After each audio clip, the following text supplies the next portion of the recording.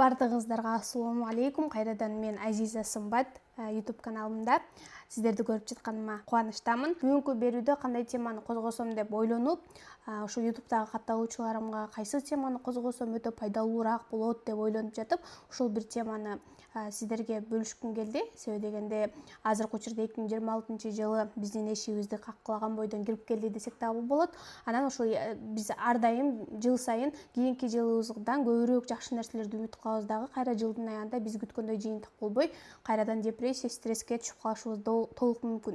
Эми 2027-жылга кирип баратканда мен 2026-жылы эч нерсе бүтүрбөдүм деп өзүбүзгө нааразы болбостон, өзүнө нааразы болгон адам сөзсүз түрдө Аллахына да нааразы болуп кетиши мүмкүн. Ошол себептен ушундай нерселерди болбош үчүн биз алдын ала өзүбүздүн бир жылыбызды пландашыбыз керек, иншаллах. Ошол ниетте буюрса бүгүнкү подкасттын темасы кантип 2026-жылды эң эффективдүү, ийгиликтүү жылдардан кылсак болот деген темада болмокчу.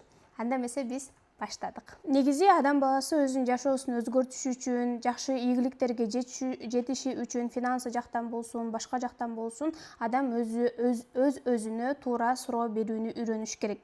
Себеби дегенде мен дайыма айтамын, сенин суроолоруңа чындык жоопту бир дагы устаз дагы, психолог дагы, коуч дагы айтып бере албайт. Сенин жообуңа 100% туура жоопту сен өзүң гана айтып бере аласың. Ошондуктан биз өзүбүзгө ал үчүн туура суроону берүүнү үйрөнүшүбүз керек. Азыр сиздерге кандай суроо беремин, сиздер да ошол суроону өздөрүңүзгө берип, ошол жоопко жараша 2026-жылды пландай аласыз десем дагы жаңылышпайбыз.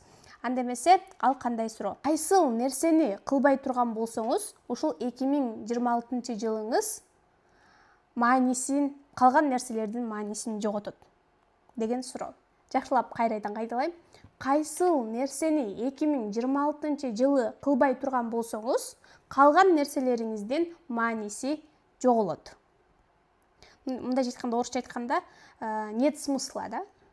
Без чего нет смысла. Эгерде сиз эмнени кылбасаңыз, мааниси жоголот. Эми бул суроо сиздерге дагы да түшүнүктүү болуш үчүн өзүмдүн тажрыйбамдан, өзүмдүн опытымдан айтайын.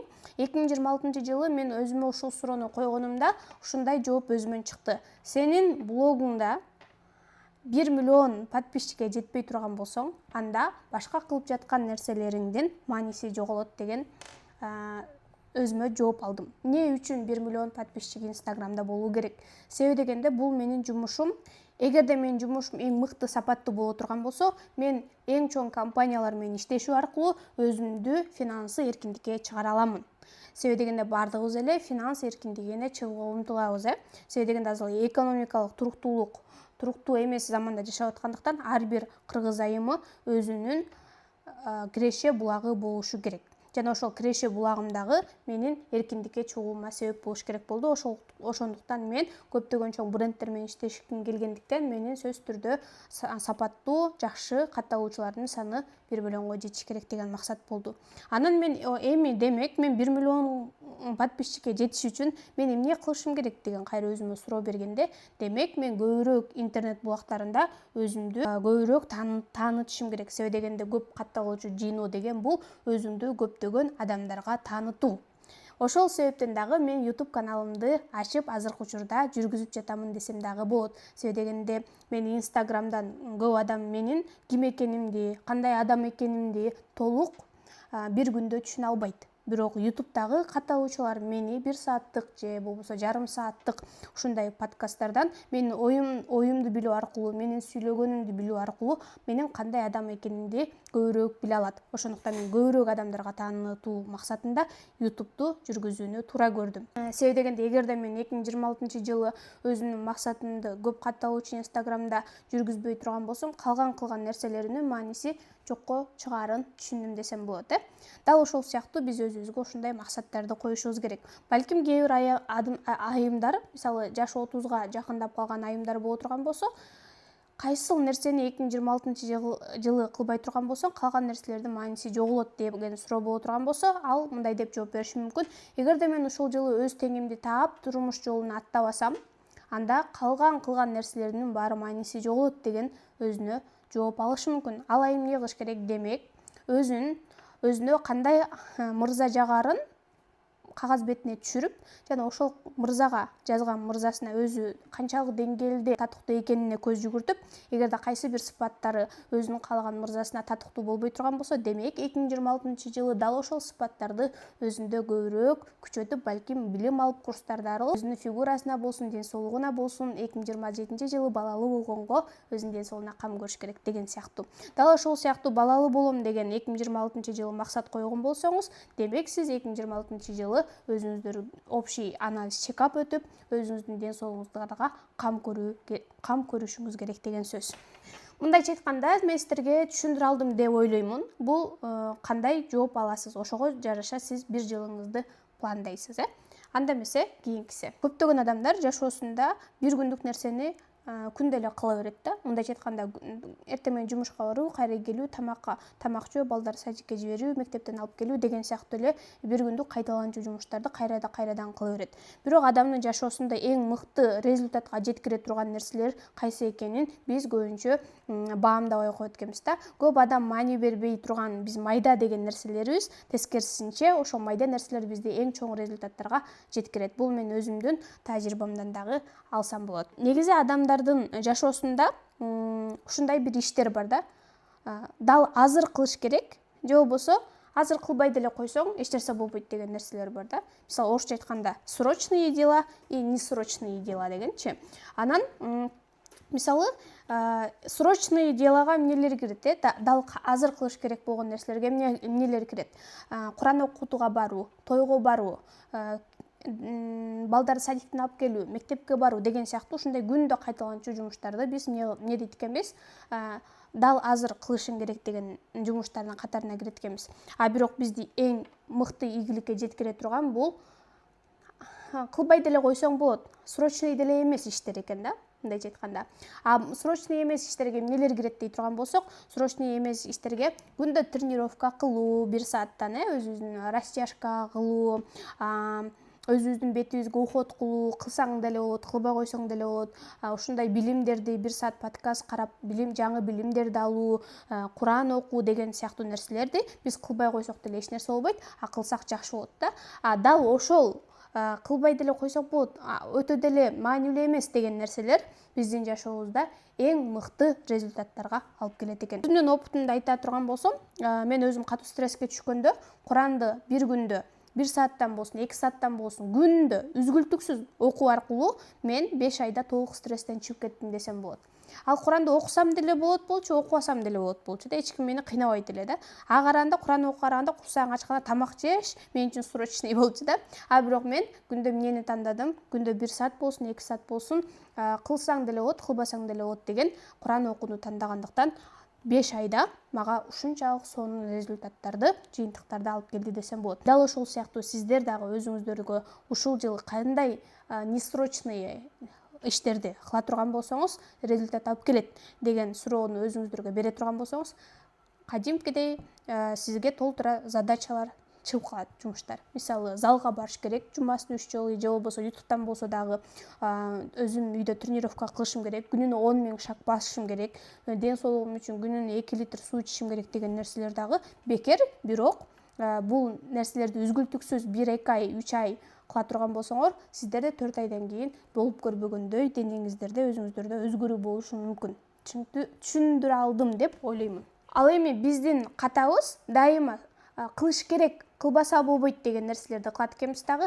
Кылсаң деле болот, кылбасаң деле эч нерсе болбойт деген нерселерди кылбай койгонубуздун себебинен бизде биз күткөндөй жыйынтык болбойт экен. Китеп окуу же болбосо күндө ушундай пайдалуу подкасттарды көрүү аркылуу, күндө кылуу аркылуу биз өзүбүзгө бир чоң потенциалды жыйнайт экенбиз да. Орусча айтканда накопленный потенциал деген нерсе бар. Бул чогулуп калган потенциал сөзсүз түрдө ал сени жарып чыгат да. Сөзсүз түрдө эң мыкты результаттарга алып келет. Себеби сенде күндө мээңе жаңы жакшы билимдерди жыйнай берүү аркылуу сөзсүз түрдө ал билимдер просто так калып калбайт, ал жарылып чыгып, сенин жашооңо өтө сонун результаттарды алып келиши сөзсүз. Аллах Таала пендесинин аз-аздан болсо дагы үзгүлтүксүз кылган иштерин жакшы көрөт экен да. Мисалы, биз Куранды күндө 2 саат 3 сааттан окубасак дагы, бирок күндө 10 мүнөт 5 мүнөт болсо дагы 1-2 сүрөдөн окуп турган болсок, Аллах Таалага ошол иш жагымдуу экен. Себеби дегенде биз аны тыштабай жатабыз. Мен сиздерге 100% кепилдик менен айтып бере аламын. Эгерде сиз деген бир жакшы бир адатты да, несрочный адатты күндө кайталай кыла бере турган болсоңуздар, сөзсүз түрдө ал 3 айдан 9 айга чейин кайталанса, сизге өтө сонун результаттарды алып келет. Бул мен өзүмдүн тажрыйбамдан бир эмес, бир канча жолу өттү десем дагы болот. Негизи бардык эле адам, мисалы сиздерге айта турган болсом, сиздер чоң ийгиликтерге жеткиңиздер келеби, чоң акчаны каалайсыздарбы, өзүңүз каалагандай үйдө жашагыңыздар келеби деп суроо бере турган болсок, бардыгыбыз бирден ооба деп жооп беребиз. Ким эле каалабасын. Ар бир мусулман эч кимге көз карансыз болуп, бир гана Аллахка көз каранды болуп жашагысы келет. Себеби дегенде пайгамбар саллаллаху алейхи вассалам айткан, ал чогулдан бер чогул жагымдуураак, жакшыраак депчи. Ошондуктан бирок ушул суроо, бирок сиз каалайсыз, бирок сиз ушул суроого жооп бере аласызбы? Сиз ошол результатка алып бара туручу аракеттерди күндө үзгүлтүксүз кылууга даярсызбы деген суроону өзүңүзгө бергенде, чындап жооп чыгат. Жок, мен даяр эмесмин, мен жалкоолономун, же болбосо жок, мен уйкум келсе дагы, маанайым жок болсо дагы, кандай жагдай болбосун, мен даярмын деп туруктуулук менен сиз кыласызбы? Бул суроого сиз чындап жооп берсеңиз гана сиз ийгиликке жете аласыз. Туруктуулук бул чоң ийгиликтин эшигин ачат. Себеби дегенде мотивация бул кичинекей эле нерсе да. Бирде мотивация бир күнү өйдө көтөрүлүп, укмуш баардыгын кыйратып салгың келет, кыйын болуп кеткиң келет, бирок эртеси күнү сенин мотивацияң жок болуп калышы мүмкүн. Биз негизи бул жашоодо убактылуу жашоодо жашагандыктан сөзсүз түрдө бул жашоо гана убактылуу эмес, бул жашоодогу баардык нерселер убактылуу. Биздин маанайыбыздын жакшы болушу, кайра жаман болушу да убактылуу, жашообузда адамдардын келип кетиши дагы убактылуу, дал ошол сыяктуу декрет дагы убактылуу деген сыяктуу. Баардык нерсе убактылуу болгондуктан сенин дайыма эле маанайың жакшы боло бербейт. Сен дайыма эле энергичная боло бербейсиң да. Бирок сен маанайың жаман болгон учурда дагы, энергияң жок болуп турган учурда дагы, жаткың келип турган учурда дагы, жок, мен ошол жылы ушундай максат койгонмун, ошол максатыма жетиш үчүн мен өзүмдүн напсимди жеңемин дей аласыңбы? Сен ошол чоң результатка алып бара турган аракеттерди күндө кыла аласыңбы деген суроого өзүң жооп бере аласыңбы? Демек сен ооба деп чындап жооп бере ала турган болсоң, демек иншаллах ушул жылы Аллах Таала сен күткөн результаттарды берет деп ишен. Себеби дегенде Аллах Таала кайсы пендеси аракет кылып сурай бере турган болсо, сөзсүз түрдө Аллах Тааланын берекетин кошо берет. Аракет кылыш керек дей турган болсок эле, көп адам бул кыймыл аракет деп түшүнүшү мүмкүн. Жок, аракет деген бул ички жан дүйнөдөн да башталат. Сен эң биринчи сырткы аракеттерден мурун сен ички жан дүйнөңдөгү аракеттерден башташың керек. Мисалы, сен ичиңден буга чейин көп адамга таарынычың көп боло турган болсо, сен ошол таарынычтарды өзүңдүн жакшылыгың үчүн кой бергенди үйрөнүшүң керек. Өткөнүңдөгү өкүнбөстөн, келечектен коркпостон жакшы үмүттөр менен баштаганды үйрөнүшүң керек. Өзүңдүн мээңдеги жаман шайтан салган ойлордун баарын жеңгенге аракет кылышың керек. Бул дагы аракет да. Сен күндө оюңду өзүң контроль кылганга аракет кыласың. Бул дагы аракет. Ошол нерселердин баардыгы ички жан дүйнөңдү оңдогонго да сен ошол жылы аракет кыласыңбы деген суроого да жооп бере аласыңбы? Демек сен эгер ооба мен аракет кыламын дей турган болсоң, сөзсүз түрдө сенин жан дүйнөң оңолгондо, сөзсүз түрдө сенин сырткы ааламың да оңолот. Себеби дегенде биздин жан дүйнөбүздүн абалын сырткы ааламыбыз күзгү кылып чагылыштырып берет. Эгерде сен азыр жашооңдо негативный адамдар, негативный ситуациялар боло турган болсо, демек сен жан дүйнөңдө ошол нерселер, ошол ситуациялар боло элекке чейин сен жан дүйнөңдө болуп, ошол нерселерди өзүнө тартып алган. Ошондуктан биз аракетти сырткы нерселерден мурун ички жан дүйнөдөн башташыбыз керек. Себеби дегенде сен качан жан дүйнөң таза болгондо, сен жан дүйнөңдө адамдарга болгон күтүүлөрүң, адамдарга болгон таарынычтарың жок болгондо, эмне болот? Сенин жан дүйнөң жаркырап гүлдөйт. Сенин жан дүйнөң жаркырап гүлдөгөндө сенде энергия пайда болот. Ошол энергия сени отургузбайт да. Сен дайыма бир нерсе кылгың келип жүрөт, уйкуң келбейт, энергичный болосуң. Эгерде сен жан дүйнөң жарды боло турган болсо, сен жан дүйнөңдө өтө көп травмалар, таарынычтар, коркуулар бар боло турган болсо, ал сени көпкө алып барбайт. бир күн 2 күн өзүңдү кыйнашы мүмкүн, бирок 3-чү күнү кайра жатып алышы мүмкүн. Ошондуктан биз эң биринчи аракетти жан дүйнөдөн баштайбыз, андан кийин сырткы аракеттерге көчүшүбүз керек. Дайыма психологдор айтат, жаш баланын позициясы бар, анан чоң адамдын позициясы бар дейт да. Жаш балдар кандай болот? Жаш балдар бир жолу аракет кылат, 2 жолу аракет кылат, болбой калса ата энесин ыйлап барат турабы, андан кийин ата энеси кылып берип коет. Дайыма жардам берген бирөөлөрдү күтөт. Мындайча айтканда куткаруучуларды күтөт. Ал эми чоң адамдын абалы кандай болуш керек? Биз чоң адамбыз, биз өсүшүбүз керек. Чоң адам 18 жаштан кийин уже жоопкерчиликти өзүнө алганды үйрөнүш керек. Өзүнүн жашоосуна, өзүнүн оюна, өзүнүн ой жүгүртүүсүнө, өзүнүн тандоолоруна деген сыяктуу өзүнүн. Анан чоң адам бир кылса дагы, 2 кылса дагы болбой жатса, ал акырына чейин күрөшөт, болуп калганга чейин да. Буга бир мисал айткым келет. Ал эч качан чыдабайт жарым жолдо. Биз бир эшикке барып алып, ошол эшикти кага электен мурун эле бул жабык турбайбы деп кетип кала турган болсок, ал эшик биз үчүн эч качан ачылбайт. Эгерде биз ошол эшиктин ручкасын катуу тартып, тыкылдатып, Аллахым, мага жардам бер ушуну ачууга деп жардам сурайт турган болсок, Аллах Таала сөзсүз түрдө жардам берет. Ошондуктан айткым келет, ийгилик биз каалаганчалык тездик менен келбеши мүмкүн, бирок ал сөзсүз келет да. Биз каалаган мөөнөттө келбеши мүмкүн, бирок ал сөзсүз келет. Ошондуктан биз үмүтсүз болбошубуз керек. Үмүтсүз бул шайтандан. Шайтан эмне үчүн шайтан? Шайтан үмүтсүз болгон үчүн шайтан. Ошондуктан биз акырына чейин өзүбүздүн максатыбыз менен күрөшүшүбүз керек. Акырына чейин өзүбүз каалаган жашоодо жашаганга аракет кылышыбыз керек. Себеби дегенде бул жашоо убактылуу да. Убактылуу жашоодо биз татыктуу, эң жакшы жашоодо жашаганга умтулушубуз керек. Азыркы учурда эң мыкты жашоодо жашап жаткан сиздин оюңузча өзүбүздүн сөзсүз түрдө быт картинабыз бар го. Азыркы учурда сенин каалаган жашооңдо жашап жаткан адамдар бар. Ошол адамдардан сенин эмнең кем? Мисалычы, эч нерсең кем эмес. Алар Аллахтын алдынан кандай сүйкүмдүү, жакшы көргөн кул боло турган болсо, сен деле ошондойсуң да. Бир гана экөөңөрдүн ой жүгүртүүңөр гана жана Аллахка болгон ишенимиңер гана айырмаланышы мүмкүн. Ошондуктан биз татыктуубуз, себеби дегенде биз бул дүйнөгө жаралганбыз. Аллах Таала сурагыла мен беремин деген, биз сурайбыз жана аракетин кылабыз. Сөзсүз түрдө үмүтсүз болбойбуз, акырына чейин шек күмөнсүз ишенебиз. Ошол эшик ачылганча ошол эшиктен кетпей такылдатып тура беребиз. Иншаллах сөзсүз түрдө Аллах Таала бизге ачууга жардам берет деп айткым келет. Анан мындай деп дагы финансы жагынан суроо бергим келип жатат. Себеби дегенде баардык нерсе биздин максаттарыбыздын орундалышына баардык нерсе барып акыры акчага такылат да. Мисалы, мен бул жылы умрага баргым келет, мен бул жылы машина алгым келет, мен бул жылы үй алгым келет деген биздин каалоолорубуз бар. Бирок ошол үйдү, ошол машинаны, ошол умрага биз кантип барабыз? Сөзсүз түрдө биз ошол нерсеге өзүбүздүн акчабыз менен барышыбыз керек. Эми эмне кылышыбыз керек?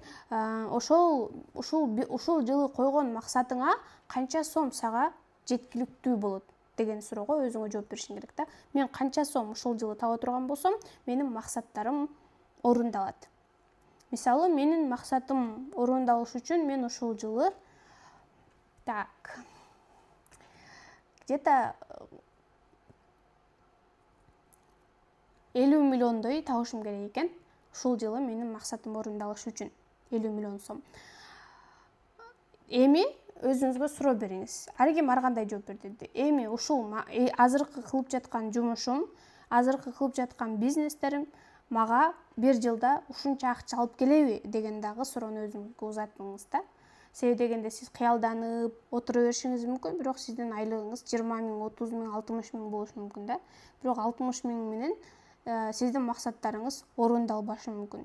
Эгерде ушул жакта сурооңузга эгерде сиз чындап калпсыз жооп бере турган болсоңуз, сиз демек чечим чыгарууга убакыт келди деген сөз. Эгерде азыркы жумушуңуз сизге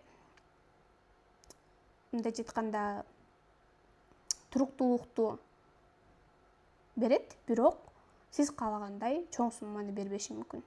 Демек сиз ушул жактан менин айлыгым 30 миң болсо, а менин каалоолорум ушул жылы мисалы 500 миң сомдук боло турган болсо, демек менин азыркы жумушум мага жетпейт. Демек мен кошумча жумуш издешим керек, же болбосо башка жумушка барыш керек, издеш керек. Ага ушул жылы менин максаттарыма жете турган акчаны алып келүүгө себеп боло турган жумушту мен табышым керек деген максат коюшуңуздар керек. Себеби дегенде биз диванда жатып алып алма быш, озма туш деп кыялданып отура берүү бул кичинекей баланын абалы болуп калат. Ошондуктан биз өзүбүздүн жашообузга жоопкерчилик алып, ушул суроого жооп берип жана ушул сурообуздун жообуна жараша аракетибизди кылсак, сөзсүз түрдө биз ушул жылы өзүбүздүн баардык кыял максаттарыбызды орундай алабыз. Сөзсүз түрдө биз 1 жылга план түзүшүбүз керек. Анан 1 жылга түзгөн планыбызды сөзсүз түрдө айларга бөлүшүбүз керек. Айларга кылган планыбызды сөзсүз түрдө жумаларга бөлүшүбүз керек, жумаларды күнгө бөлүш керек. Неге? Себеби дегенде, эгерде бизге өзүбүздүн бара турган Б чекитибиз бизге туман боло турган болсо, белгисиз боло турган болсо, биз жалкоолукка көп берилебиз.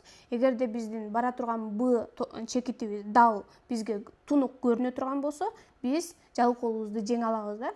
Буга мисал, биз мисалы остановкага, аялдамага барып туруп, бир маршруткага түштүк, бирок ал маршрутка каяка барарын билбейбиз да. Биз адашып кетишибиз мүмкүн. Эгерде биз өзүбүздүн бара турган жерибизди билбесек, дал ошол сыяктуу 2027-жылга чейин биз бара турчу Б точкабызды билбей турган болсок, максаттарыбызды аныктабай турган болсок, биз Аллах Тааладан анык эмнени сурашты да билбейбиз, жана анык кандай аракеттерди да кылышты билбейбиз. Ошондуктан биз деп жатып алышыбыз мүмкүн. Ошондуктан сөзсүз түрдө блокнотту алып, өзүбүздүн 1 жылга планыбызды жазуу өтө маанилүү, жана ошол пландарды айларга чачыратышыбыз керек, айларды жумаларга жана жумаларды күндөргө. Жана ошентип күндө аздан болсо да кичинекей кадамдар аркылуу биз 1 жылда өзүбүз каалагандай максатка иншаллах сөзсүз түрдө жетебиз. Адам сөзсүз түрдө бул дүйнөдө бир нерселерге ишенет. Ишеними жок адам болбойт. Сөзсүз түрдө адам бир нерсеге ишенет. Же сен өзүңдүн максатыңдын орундалышына ишенесиң, же болбосо орундалышына ишенбейсиң. Такыр эле мындай ишенбей койгон адам жок да, ишеними жок адам жок. Сөзсүз түрдө сен ишенесиң, же булушуна, же болбошуна. Бирок азыркы учурда ошол айткым келет, дал азыр. Эгерде сен Б точкаңды билдиң, аныктадың, өзүң ошол төмөндөгү жогорудагы суроолорду бердиң, анан жооп бергенден кийин, эгерде ошол Б точкаңа жетериңе ишенбей турган болсоң, анда баштабай эле кой деп айткым келет да. Себеби дегенде сен ишенбесең, эмне кереги бар анда өзүңдү кыйнап? Эгерде жетпей турган болсоң, анда жетпей турганыңа ишене турган болсоң, башынан эле баштабай коюш керек. Ал эми сен баштадыңбы жетериңе, анда сен күмөн кылбашың керек. Ушундай эки тандоо. Башта, анда күмөнсүз башта. Эгер баштап туруп күмөн кыла турган болсоң, анда баштабай эле кой, өзүңдү кыйнаба. Себеби дегенде сен ансыз деле ал максаттарың орундалбашына көбүрөөк ишенип жатасың. Аллах Таала болсо, пенде мен жөнүндө кандай ойлосо мен ошондоймун деген сөзсүз түрдө Аллах Таала биздин ниеттерибизге жана ишенимибиздерге жараша бергендиктен, сенин ишенимиңе жараша берип коет да. Анан 2026-жылы Кудайыңа таарынып жатып алышы мүмкүн. Ошондуктан айткым келет, ишеним бул жерде өтө маанилүү. Эгер сен максат койдуңбу, демек күмөнсүз максат кой жана алдыга гана кадам ташта. Кандай тоскоолдук болсо дагы сен бир гана алдыга жүрүүгө умтул. Бүгүнкү подкаст ушу менен аяктады. Аз да болсо сиздерге, бир аз дагы болсо сиздерге пайдам тийди деп ойлоймун. Сөзсүз түрдө мен айткан максат жазуу боюнча жана ишенимди оңдоо боюнча өзүңүздөрдүн жашооңуздарга көз чаптырып жана өзүңүздөргө суроо берип, ошол сурооңуздардын жообуна жараша 2026-жылыңызды пландайсыз деген ишенимдемин. Себеби дегенде дал ушул суроолорду берүү аркылуу дал ушул нерселерди орундап жатамын. 2027-жыл мен каалагандай башталышы үчүн. Эгерде бул видеом сиздерге жаккан болсо, пайдалуу болгон болсо, сөзсүз түрдө сиздерден комментарий күтөмүн. Себеби дегенде мурунку подкасттарымда комментарийлерди көрүп, апалардын, эжелердин, кыздардын мага бата берип жаткандарын көрүп, кайрадан дагы да YouTube'га пайдалуураак видеолорду тартууга мотивация болду. Ошондуктан менин мотивациям бул сиздер. Эгер сиздер колдоп, бата берип турсаңыздар эле, иншаллах мен дагы жума сайын 2ден подкаст тартуу ниетимде бар. Ошондуктан баарыңыздарга Аллахтын саламы жана тынчтык болсун. Мен сиздерди Аллахтын ыраазылыгы үчүн өтө жакшы көрөмүн.